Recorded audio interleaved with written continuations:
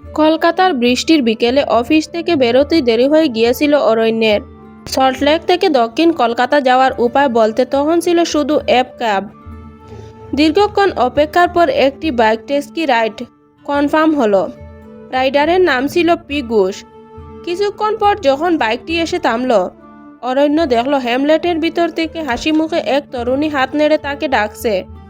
পারমিতা ঘোষ, পরনে জিন্স আর জ্যাকেট, চোখে আত্মবিশ্বাসের ঝিলিক।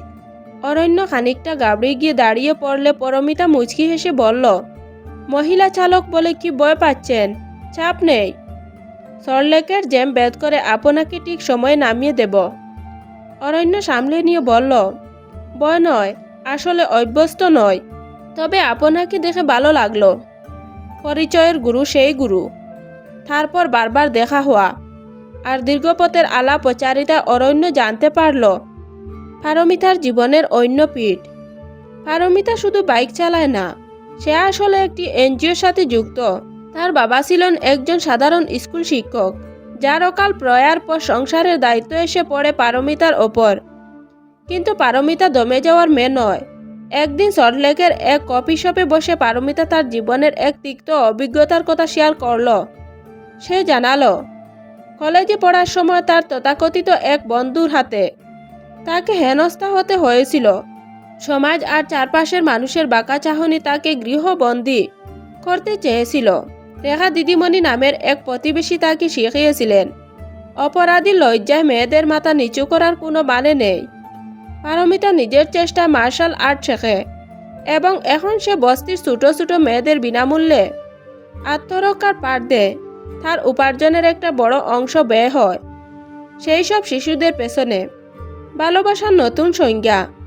অরণ্য আইটি সেক্টরে কাজ করলে ও মনে মনে একজন লেখক। পারমিতার জীবনের লড়াই তাকে এক নতুন পৃথিবীর হদিস দিল। পারমিতা একদিন অরণ্যকে বলল, পুরুষ মানেই সে শাসক নয়, আবার নারী মানেই সে শুধু ত্যাগের পরিমূর্তিও নয়। ভালোবাসা মানে একে অপরের পাশে ছায়া হয়ে দাঁড়িয়ে থাকা। অরণ্য সেদিন বুঝছিল, কলকাতার কাফে আর চাকচিক্যের বাইরেও এক অন্য শহর আছে, যার নাম পরিশ্রম আর আত্মসম্মান। পারমিতার অতীত তাকে দূরে সরিয়ে দেয়নি, বরং আরও কাছে টেনে নিল। অরণ্য বুঝতে পারল, একেই সে জীবনসঙ্গিনী হিসেবে চায়। এক অন্যরকম বিয়ের রাত, মাস 6 পরের এক শীতের সকাল। বর্তমান থেকে অরণ্যের বাড়ির গাড়ি আসতে কলকাতার দিকে। কিরে অরণ্য, বিয়েটা তো শেষমেশ করছিস, কিন্তু কোনো আড়ম্বর নেই কেন? অরণ্য হাসল। পারমিতার ইচ্ছে অনুযায়ী তাদের বিয়েতে কোনো বড় গেস্ট হাউস ভাড়া করা হয়নি। বিয়ের অনুষ্ঠানের খরচ দিয়ে তারা শহরের এক অনাথ আশ্রমের শিশুদের জন্য একটা ছোট লাইব্রেরি আর কম্পিউটার ল্যাব তৈরি করে দিয়েছে। বিয়েটা হচ্ছে পারমিতার ছোট বাড়িতেই। 7 পাকে ঘুরার আগে পারমিতা অরণ্যের কানে কানে বলল, আমার এই কঠিন অতীত আর লড়াকু বর্তমান নিয়ে আমাকে গ্রহণ করতে তোমার কষ্ট হবে না তো? অরণ্য পারমিতার হাত দুটো শক্ত করে ধরে বলল, অতীত তো একটা বইয়ে শেষ হয়ে যাওয়া অধ্যায়। আমি তোমার আগামীর সবকটা সাদা পাতায় সহযোদ্ধা হয়ে থাকতে চাই। বিয়েটা সাড়ম্বরে না হলেও মণ্ডপে উপস্থিত সেই ছোট্ট ছোট্ট মেয়েদের সুখে সেদিন হাজির জুয়ার ছিল। অরণ্য আর পারমিতার নতুন সফর শুরু হলো, যেখানে রাইডার আর প্যাসেঞ্জার বলে কিছু নেই, আছে 2 সমান্তরাল বন্ধুত্বের চিরকালীন পথ চলা।